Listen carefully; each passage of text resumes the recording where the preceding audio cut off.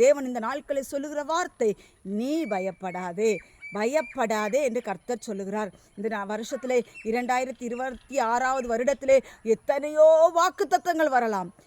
நீ ஆசீர்வாதமாயிருப்பாய், நீ அப்படி இருப்பாய், நீ இப்படி இருப்பாய், எத்தனை வாக்குத்தத்தங்கள் வந்தாலும் கர்த்தராகிய தேவன் சொல்லுகிறார், இந்த 2026 வேதனைகளுக்கு ஆரம்பம் என்று கர்த்தர் சொல்லுகிறார். வேதனை வரக்கூடிய 2026 வருடம், இந்த வருடத்திலே கொள்ளை நோய் தலைவிரிக்கும், பஞ்சம் தலைவிரிக்கும், யுத்தங்கள் பயங்கரமாயிருக்கும், பயங்கரமான யுத்தங்கள் நடக்கப் போகிறது. ஆமென். இப்படிப்பட்ட வேதனைகளுக்கு ஆரம்பமான காரியங்கள் நடக்கப் போகிறது.